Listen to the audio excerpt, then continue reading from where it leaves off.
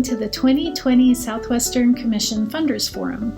For the next hour, you will be hearing about many of the potential funding streams available for projects throughout our region, which includes Haywood, Jackson, Macon, Swain, Clay, Cherokee, and Graham counties, and the Qualla Boundary. If you are watching this video live, please utilize the chat option below to ask any questions you may have, as the presenters will also be watching live with us and they are available to answer your questions. If you are watching this as a recording after October 27th, 2020, you will find the contact information for each presenter on the screen during their presentation, so feel free to reach out to them with any questions about their programs. Thank you to all of the presenters for sharing this information today.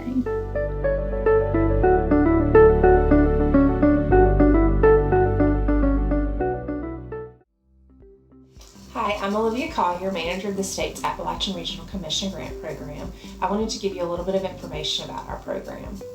ARC was created in 1965, and it is a federal, state, and local government partnership that covers 13 states, 420 counties. Of those 420 counties, 29 are in Western North Carolina.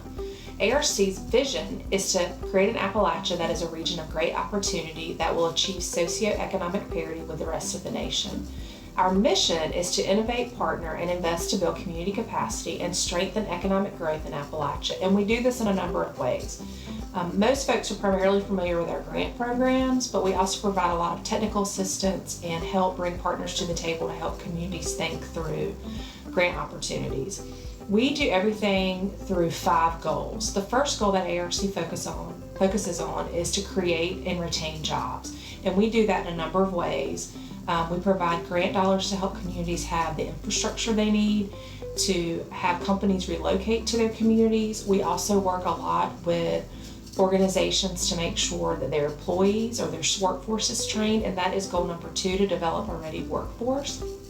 Our third goal is to build critical infrastructure, and infrastructure for ARC is everything from water and sewer to gas to broadband and to roads. We have a highway program called the Appalachian Development Highway System that we work with communities to make sure that their designated ADHS corridors are functioning and serving the region well. Our fourth goal is to cultivate natural and cultural assets. Through this goal, we work a lot with communities, making sure that their downtowns have Wi-Fi access, making sure that if they have any tourism assets that need help in maintaining, that we work with them the best way we can with our federal resources to help the community engage with those resources for economic opportunity.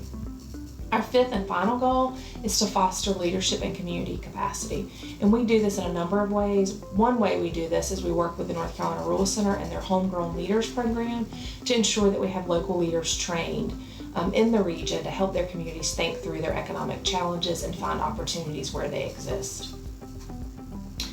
ARC is funded by Congress on the federal fiscal year, so every year ARC releases county economic statuses, and those statuses are akin to the state's tier system, and there are 5.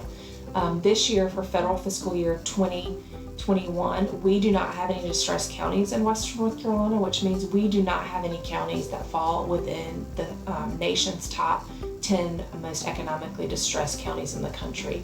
We do have a number of at-risk counties, and those counties on an ARC map are kind of a salmon color, and those counties represent counties that are in the top 25 most economically distressed counties in the country. The county economic status, when you're looking at that, will play into how much match you have to bring to a project.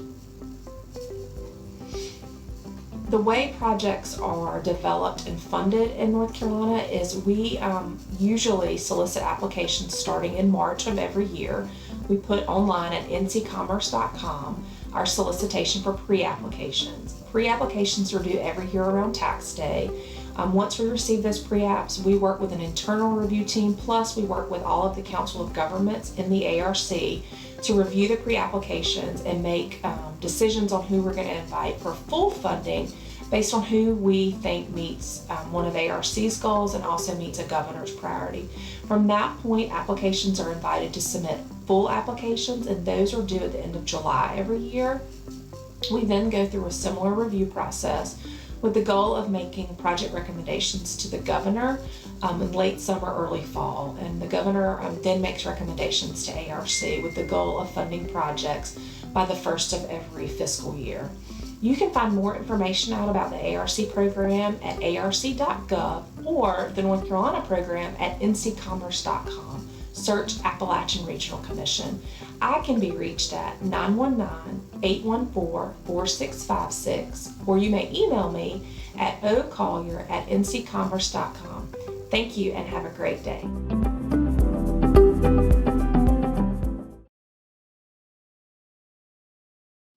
The Southwestern Commission is the Economic Development District for the U.S. Economic Development Administration, also called EDA. EDA provides competitive grant-based investments to support economic development. EDA provides grants for construction of new public assets or renovation of existing public assets that will facilitate job creation and private investment. EDA grants must be for eligible applicants and in eligible distressed areas. Eligibility is based on per capita income, unemployment rates, and special need. Applications do require a matching share. EDA also provides grants for a range of technical assistance projects, including supply chain analyses, highest and best use analyses, and resiliency plans to support economic development decision-making. All EDA applications must be received through grants.gov. EDA's representatives and Southwestern Commission staff can help support project development and can provide further information on grant requirements and submission requirements.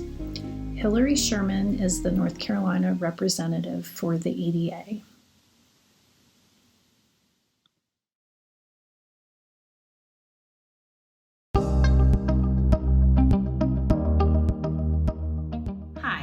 My name is Melody Adams, and I'm the Director of Rural Grant Programs at the North Carolina Department of Commerce Rural Economic Development Division. The division offers grants and services to predominantly rural Tier 1 and Tier 2 counties.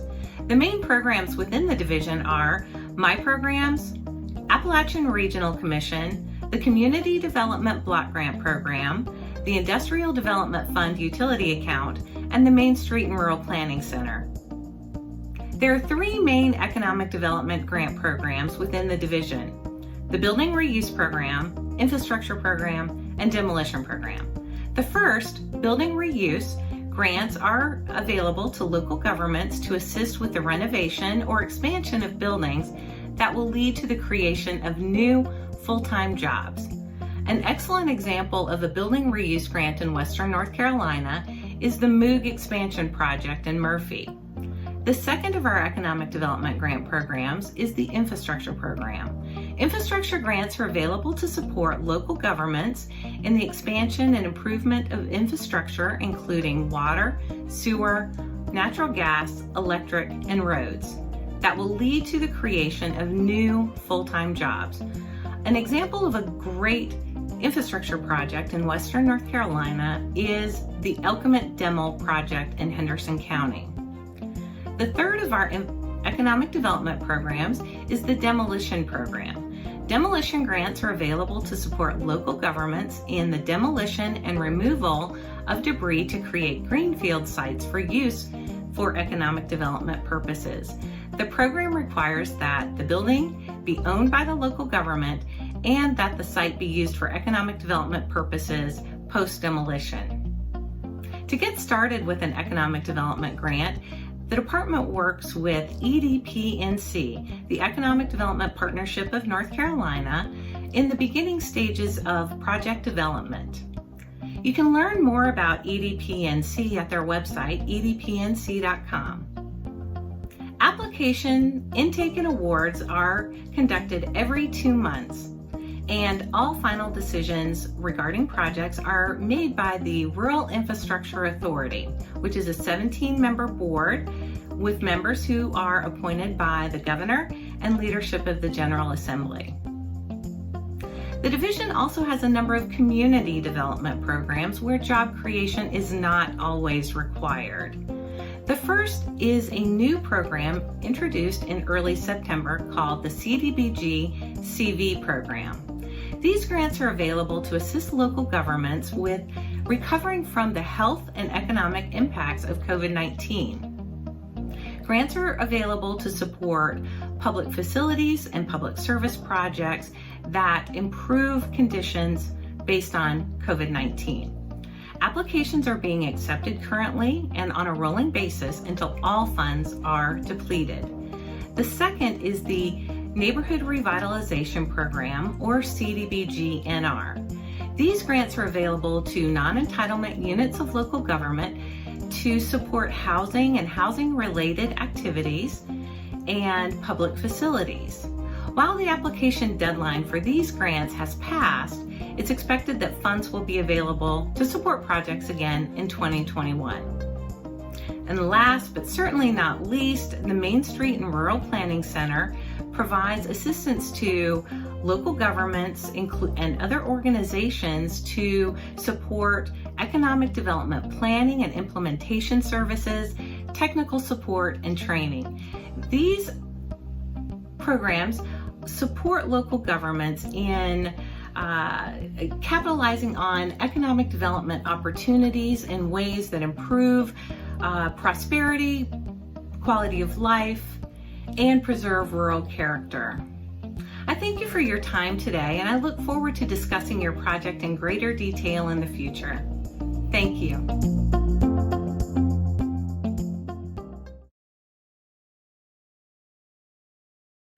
Good afternoon. This is Josh Carpenter with the Economic Development Partnership in North Carolina.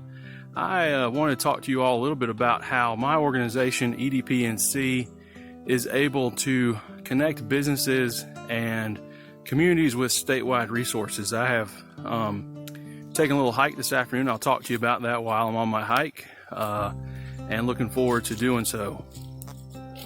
The first thing I'll talk about is what EDPNC is and then what we do. So EDPNC is actually a statewide organization that houses 5 different functions to help economic development and economic growth inside the state.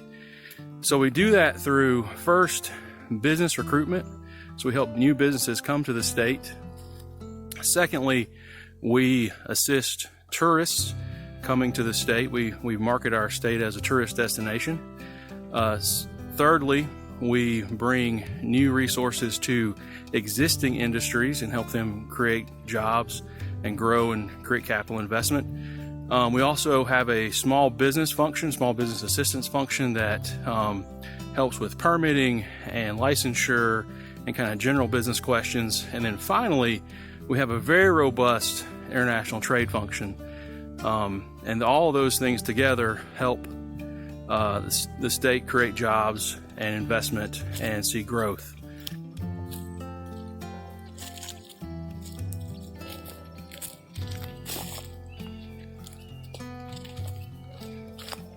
So again, Josh Carpenter, talking a little bit about existing industry resources for growth and development within the 13 western counties of Western North Carolina that I serve.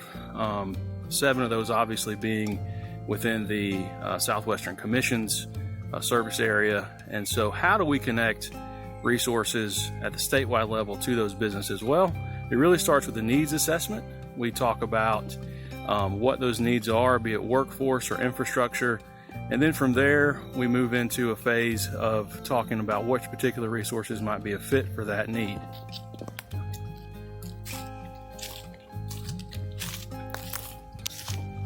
Probably one of the most widely used economic development tools in North Carolina is the Building Reuse Program.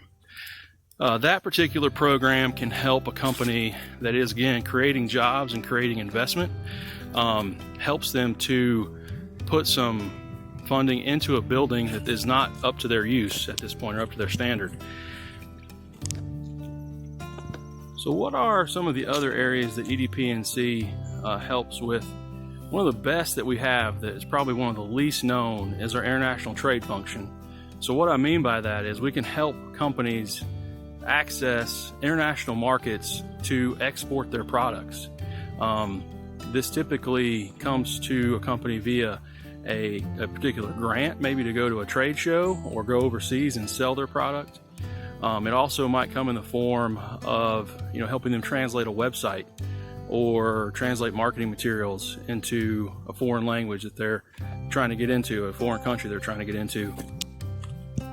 So not only do we supply and help companies with workforce and infrastructure needs, which are two primary components of economic development, there are a few other types of grants that we help companies secure, and those are what we consider our competitive grants within North Carolina. Those particular grants are what we refer to as 1NC or JDIG grants, the Job Development Investment Grants. And you may have heard of those before or thought about what might come into play when a company wants to look at those. And competition is the first key component to those particular grant resources. In closing, I would really like to thank the partners at Southwestern Commission for putting this particular event together.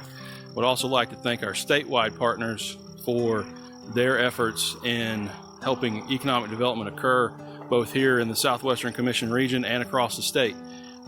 Again, I am Josh Carpenter. I work for EDP&C, and I help existing industry here in 13 counties expand. Thank you.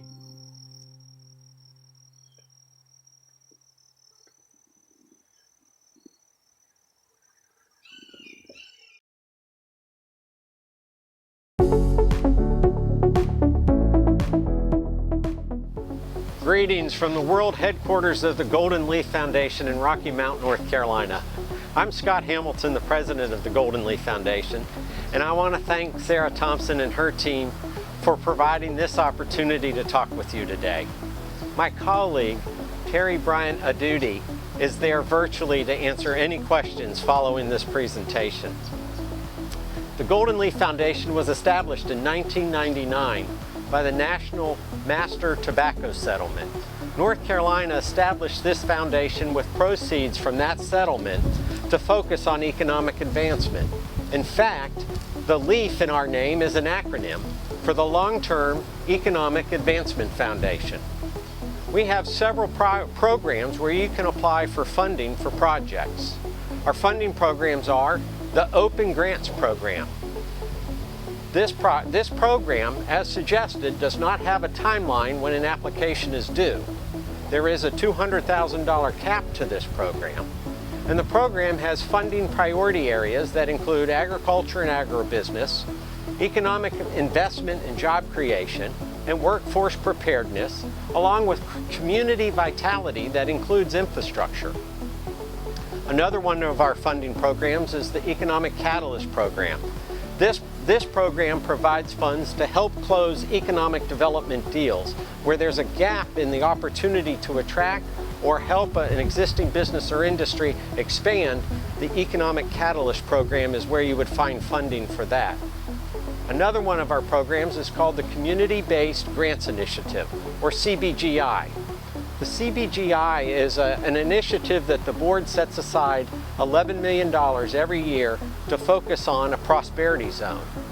Currently in this fiscal year, we're focusing on the Northwest Prosperity Zone.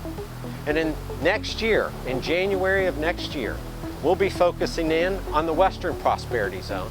So I encourage you to stay tuned to learn more information about this program and the opportunity to apply for the $11 million that's been set aside to fund projects in this prosperity zone. So what makes a project competitive?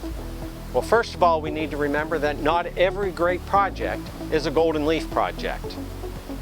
One thing to think about is this project strategic? How will it move the economic needle in your community? Are there clear objectives and outcomes that lead to job creation? Is the project collaborative and brings partners to the table? How will the project continue once the Golden Leaf funding has been fully deployed? In other words, is it sustainable? So who is eligible for a Golden Leaf project, for funding through Golden Leaf? First of all, 501c3 organizations are eligible. Local governments are eligible. Component units of government are eligible, and public educational institutions are eligible. So once again, I'd like to thank Sarah and her team for this opportunity, and I will let Terry answer any of your questions that you may have. I thank you, and I hope you continue to have a great day.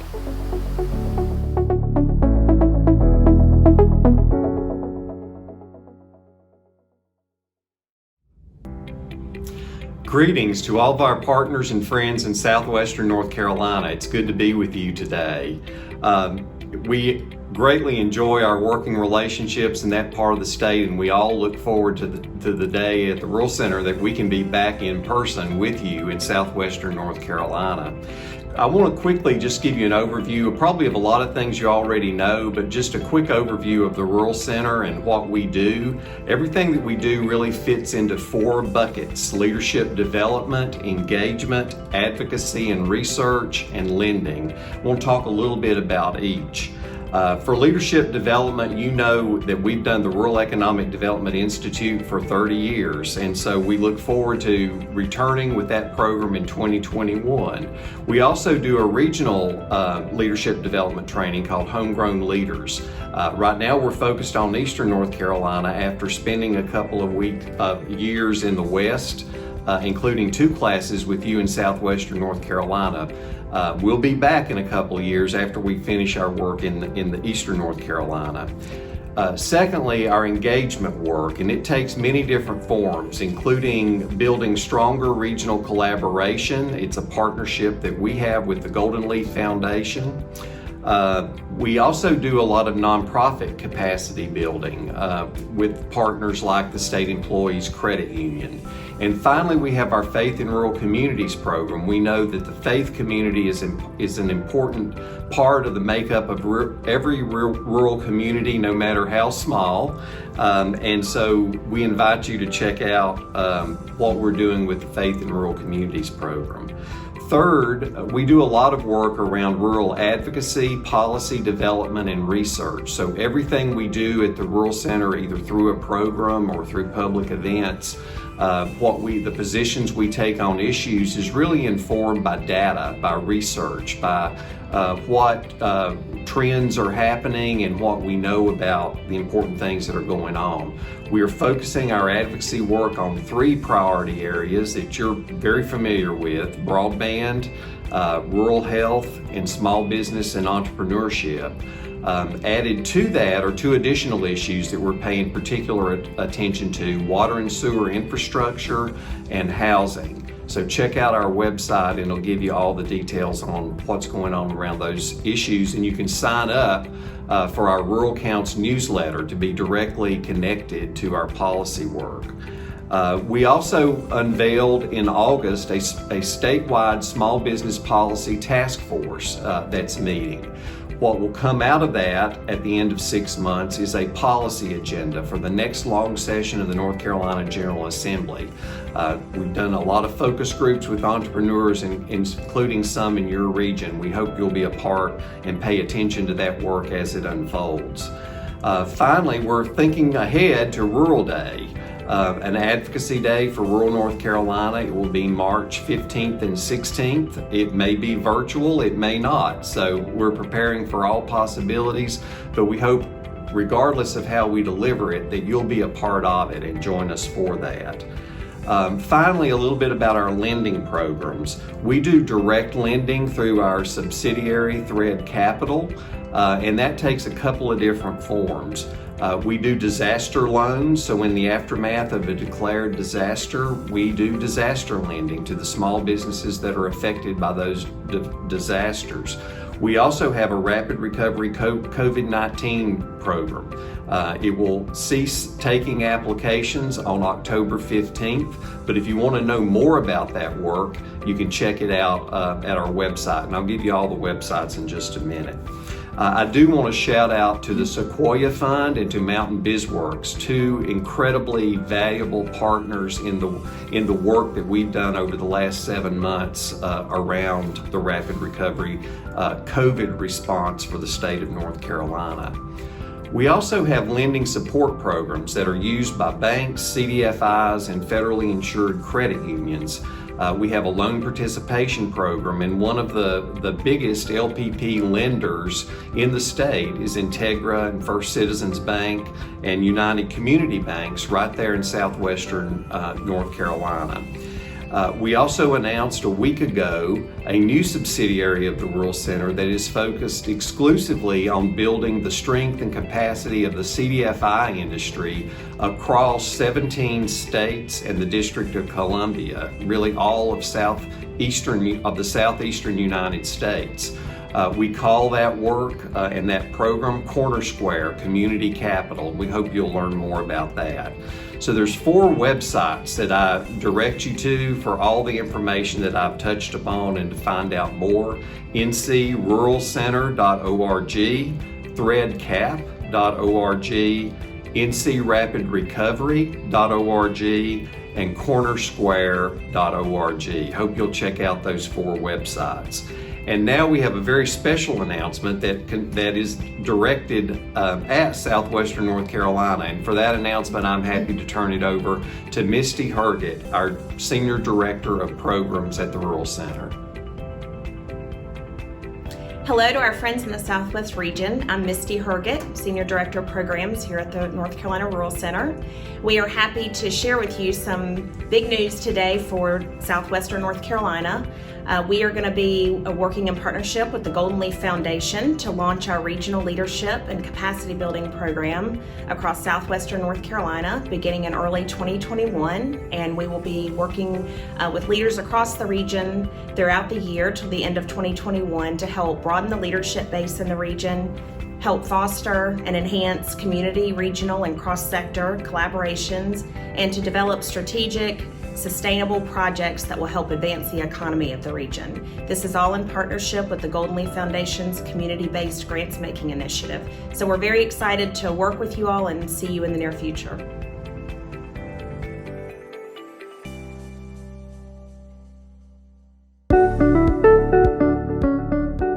The Southwestern Commission has a federally capitalized loan tool called the Revolving Loan Fund. Eligible borrowers for this loan include businesses, nonprofits, and governmental units in our 7-county service area. Eligible uses for the loan are machinery and equipment, construction and renovation, land and property acquisition, and working capital. Until 2022, due to the COVID-19 pandemic, we are able to offer interest rates as low as 1%. Credit restrictions may apply. All projects applying for this loan must create economic activity through job creation and retention or community revitalization. If you're interested in applying for the Revolving Loan Fund, please visit regiona.org/COVID loan.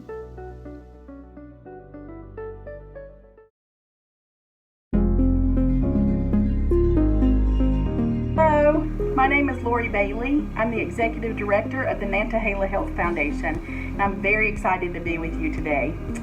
The Nantahala Health Foundation is one of the health legacy foundations that was launched with funds from the sale of the Mission Hospital System. Our purpose is to support and collaborate with local organizations to improve the health and well-being of the residents of the 6 westernmost counties of North Carolina. Our region includes Cherokee, Clay, Graham, Jackson, Macon, and Swain counties, and the Qualla boundary. We seek to accomplish our mission by acting as a catalyst for innovation and collaboration to address the social determinants of health.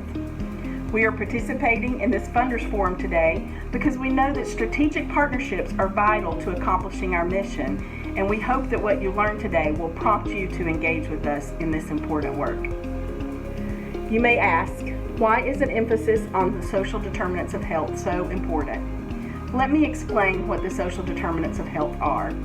They are social factors and physical conditions of the environment in which people live, work, and play that affect the health of an individual over their lifetime. These include such things as quality education, housing and the neighborhood environment, employment, workplace conditions and income, access to quality health care, and healthy lifestyle opportunities.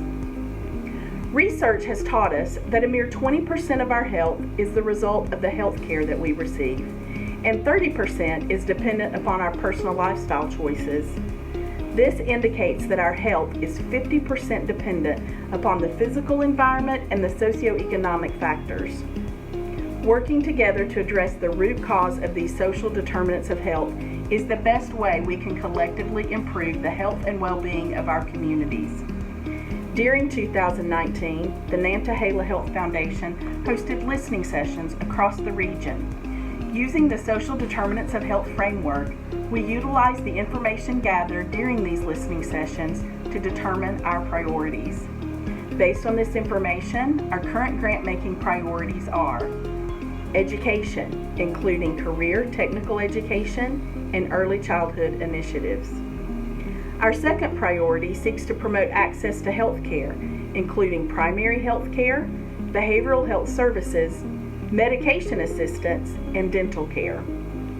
Our third priority is alleviating and addressing the effects of poverty, including ending food insecurity for older adults and providing or increasing emergency housing shelters for those facing homelessness.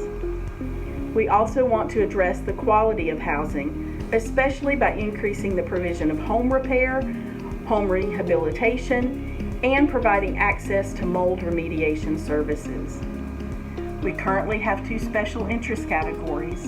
One is transportation, which has been identified as a primary need in our region and impacts all of the other social determinants of health. COVID-19 impact and recovery has also been added to our priorities this year as we recognize the challenges our communities face as a result of this pandemic, which could impact the health of our region for years to come.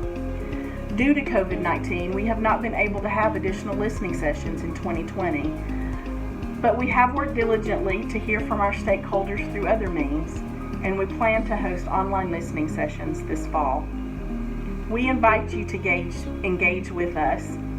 We believe that community organizations are the best catalyst to breaking down barriers to improved health and wellness for the people of our region. Much of our work will be concentrating on building the capacity of the nonprofits and public agencies in our region. This capacity building may be financial support through our grant making. It also may be leveraging other dollars that can come from outside of our region. It also may be through facilitation of creative, collaborative projects, innovative solutions that address root cause issues affecting the health of our communities. We will also work to identify providers that can address areas of identified need that are not being addressed adequately. The best way to learn more about our work is to visit our website, where you can sign up for our newsletter and find other contact information. Please also follow us on Facebook and Instagram. We know to accomplish our mission of improved health and well-being in Western North Carolina, we all must work together. Please join us in our efforts. We look forward to hearing from you soon.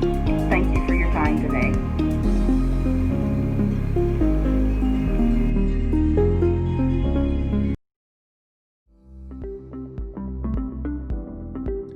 Hello. I'm Brian Myers. I'm part of the impact team here at Dogwood Health Trust, and thank you for letting me be a part of your virtual convening today.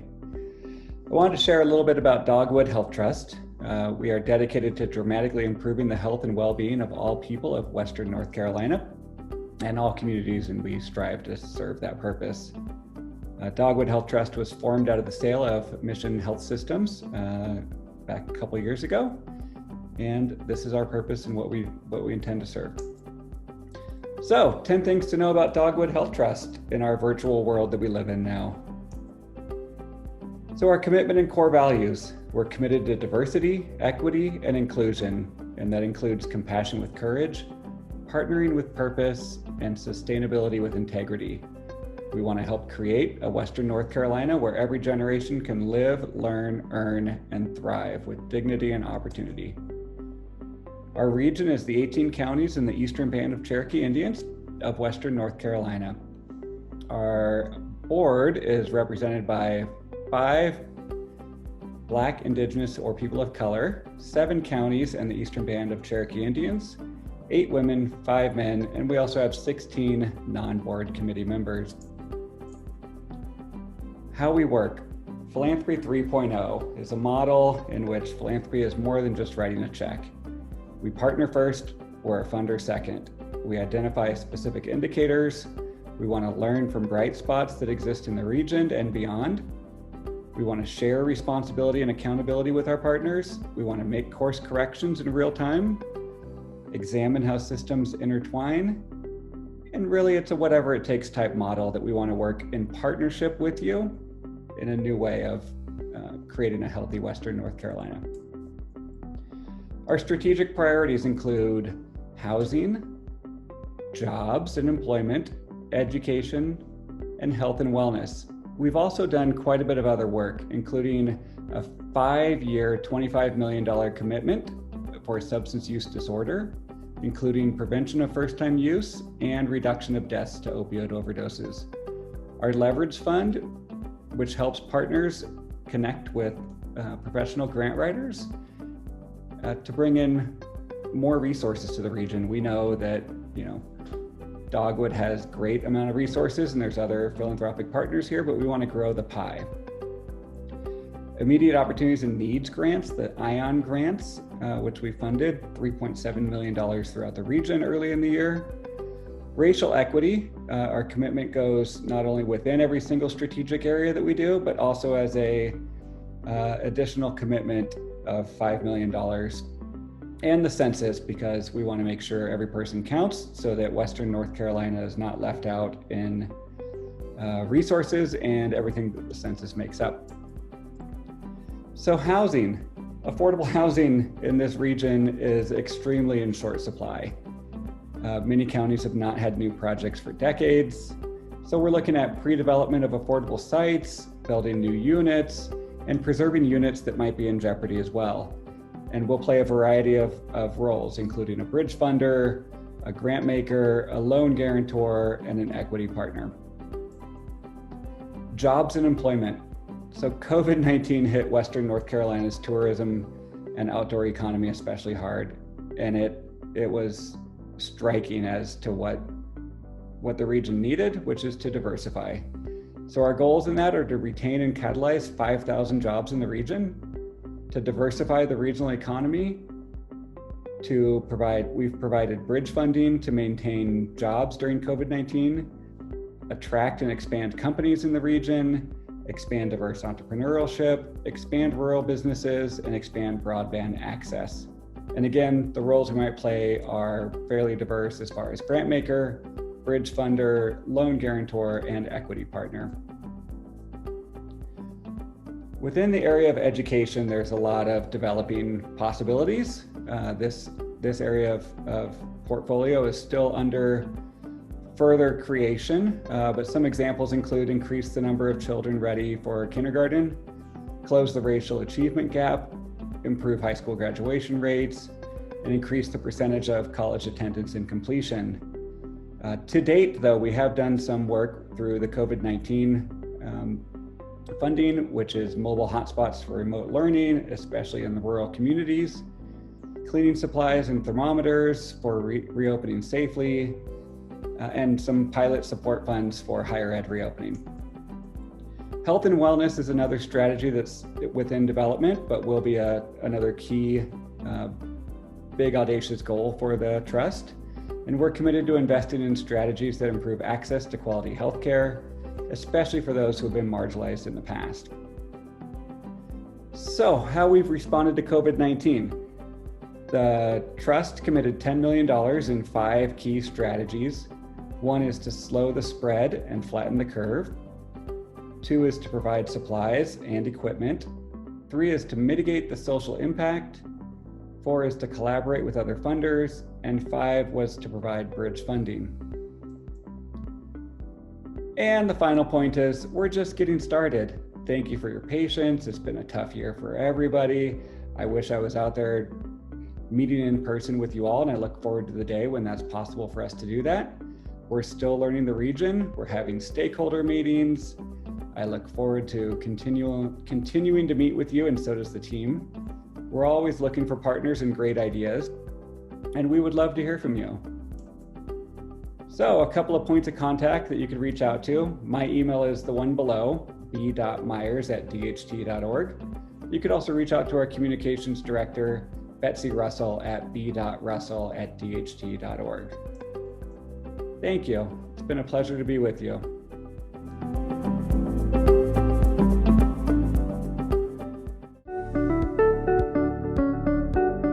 Thank you for joining us today for the 2020 Funders Forum. We are very fortunate to have so many dedicated public servants in this region who are working tirelessly to continue to make Western North Carolina the wonderful place that it is, and to provide opportunities for the people who live here. We hope that you are able to learn more information about programs that are available to you as you continue to do great things in our area.